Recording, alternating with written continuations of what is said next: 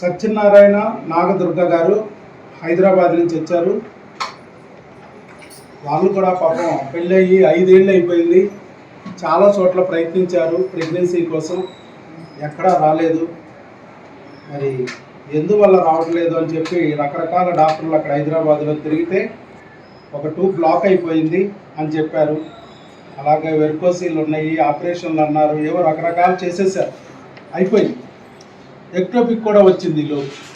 Ectopic కూడా వస్తే దాన్ని సరిచేశారు. అంటే ట్యూబులు క్లీన్ చేయకోకుండానే ట్యూబుల్ని లోపలే కరిగేటట్టుగా చేశారు, ట్యూబ్ తీయకోకుండానే. లక్కీగా ఒక ట్యూబ్ మిగిలింది, లేకపోతే ఒక ట్యూబ్ బ్లాక్, ఇంకొక ట్యూబ్ని కూడా తీసేస్తే ఇంకా ఇబ్బంది అయ్యేది. సో మొత్తానికి ఐయుఐలు కూడా చేయించారు, కానీ ఫలితం రాలేదు, ఫెయిల్ అయిపోయినాయి.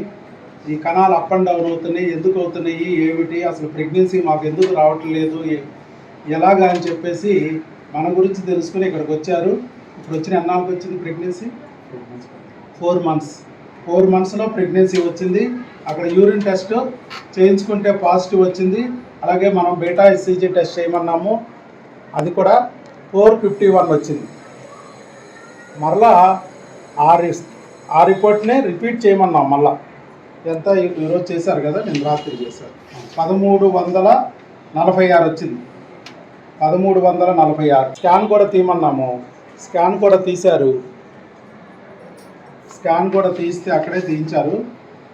తీస్తే single small intrauterine gestational sac, స్కాన్లో కూడా శాక్ ఉందని వచ్చేసింది. అంటే ట్యూబుల్లో రాలేదు ప్రెగ్నెన్సీ, గర్భసంచిలో వచ్చింది. ప్రెగ్నెన్సీ వచ్చే ఉపయోగం ఏముంది ట్యూబుల్లో వస్తే? ఆల్రెడీ అంతకుముందు వచ్చింది ట్యూబుల్లో, లక్కీగా ట్యూబ్ మిగిలింది. మనం చెప్పాం ఈ ప్రెగ్నెన్సీ రావడానికి, అప్పుడు ట్యూబుల్లో రావడానికి కారణం ఏంటి, ఒక ట్యూబ్ మూసుకుపోవడానికి కారణం ఏంటి, ఆ ట్యూబులు ఓపెన్ అవ్వడానికి మందులతో ఎలా ఓపెన్ చేసుకోవచ్చు, ఇవన్నీ ఆయనకు వివరించి చెప్పాను. ఆయన నమ్మారు, మన దగ్గర టెస్ట్లు అవి చేయించుకున్నారు, దానికి సంబంధించిన మందులు భార్యాభర్తలు ఇద్దరు వాడారు. ఈరోజు ప్రెగ్నెన్సీ కన్ఫామ్ అయిపోయింది. ఎలా వచ్చిందో చెప్పాలి, ఆయన మాటల్లో విందాం. ఎందుకంటే ఇక్కడ కూడా ఇంకా ప్రెగ్నెన్సీ రానోళ్ళు బోల్డ్ మంది ఉన్నారు. ట్యూబులు మూసుకుపోయి కణాలు అప్ అండ్ డౌన్ అవుతూ ఇబ్బందులు పడుతూ, ఐయుఐలు చేయించుకుని ఫెయిల్ అయిపోతూ, ఐవీఎఫ్లు చేయించుకుని ఫెయిల్ అయిపోతూ, సర్జరీలు చేయించుకుని ఫెయిల్ అయిపోతూ, ఆపరేషన్లు కూడా వెళ్ళారు, కానీ ఫలితం లేదు. వాళ్ళు ఐయుఐ ప్రొసీజర్లు కూడా వెళ్ళారు, ఫలితం లేదు. మరి ఇవన్నీ ఏమీ లేకోకుండానే కేవలం మందులతోనే ఎలా ప్రెగ్నెన్సీ వచ్చింది, అది న్యాచురల్గా. మనం ఏం చేయలేదు కదా ప్రొసీజర్లు, ఇక్కడ ఐవీఎఫ్ చేయలేదు, ఆపరేషన్ ఏం చేయలేదు, కేవలం న్యాచురల్గా మందులతో వచ్చింది. అది ఎలా వచ్చింది అనేది, అసలు ఏం జరిగింది అనేది ఆయన మాటల్లో విందాం, మీకు కూడా కొంత ధైర్యం వస్తుంది. నమస్కారం అండి. మాకేంటంటే మాకు మ్యారేజ్ 5 years అయింది. ఇక్కడికి వచ్చి ఏంటంటే మార్చ్లో వచ్చాను. అయితే ఫస్ట్ 2 months వాడాను, మళ్ళీ ఏమంటారు మందులు ఇంకా 2 months వాడమని చెప్పారు. గట్టిగా చెప్పాలి, హుషారుగా చెప్పండి. పాప నిన్న నుంచి ఉన్నారు ఇక్కడే, టెన్షన్తో ఉన్నారు. ఇప్పుడు కన్ఫర్మ్ అయింది, కొంచెం రిలాక్స్ అయ్యారు, ఇప్పుడే కొంచెం రిలీఫ్లోకి వచ్చారు. మీ టెన్షన్లోనే ఉన్నారు, ఇందాక వరకే రిలీఫ్లోకి వచ్చారు. ఈ రిలీఫ్ ఆనందంలో కొంచెం హుషారుగా చెప్పాలి, వాళ్ళకు కూడా హుషారు వస్తుంది. అమ్మాయి మనకు కూడా ఒక రోజు వస్తుందిరా బాబు అని.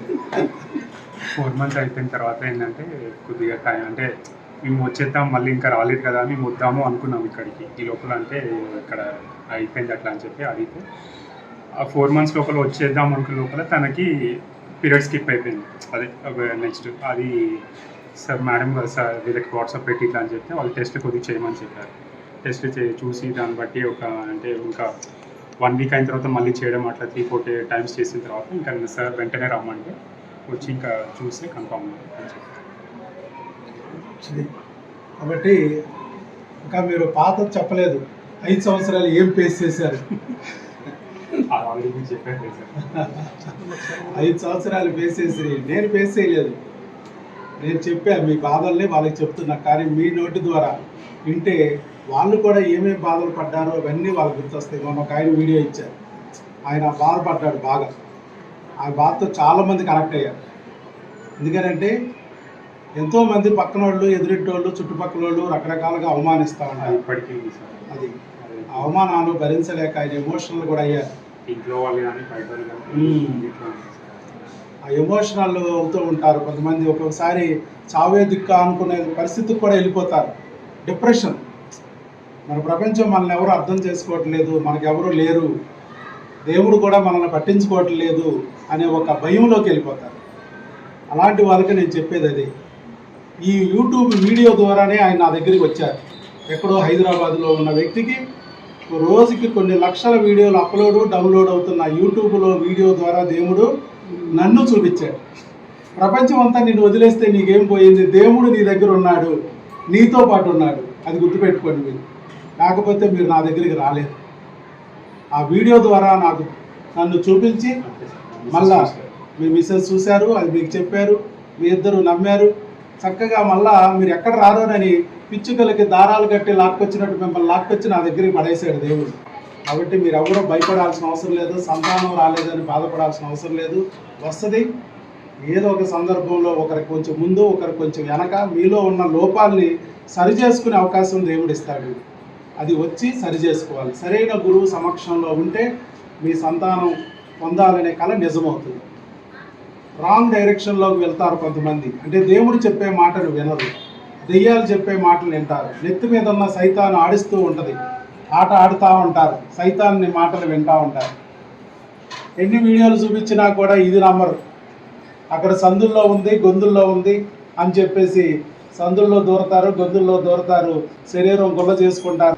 డబ్బులన్నీ పోగొట్టుకున్న తర్వాత, నరక యాతనంతా అనుభవించిన తర్వాత అప్పుడు కళ్ళు తెరుచుకుంటాయి. దేవుడు మళ్ళీ అప్పుడు గుర్తొస్తాడు. ఇక్కడ దేవుడు అనేవాడు నీకు మేలు చేయాలని కోరుకున్న దేవుడికి కానీ ఈ వైద్య గురువుకి కానీ కొన్ని లిమిటేషన్స్ ఉన్నాయి. మీకు దాహము అనిపిస్తే చెరువు వరకు మేము తీసుకెళ్ళగలము, కానీ నువ్వు నీళ్లు నేను తాగను అని చెప్పి నోరు మూసుకుని భీష్మించి కూర్చుంటే నీరుని మేము తాగించలేము. అది నేను చెప్తున్నా. దేవుడు మీకు మార్గం చూపిస్తాడు. ఆ మార్గంలో నడవాల్సింది ఓర్పు బట్టి పట్టుదలతో సంతానం పొందే వరకు ప్రయత్నించాల్సింది మీరే.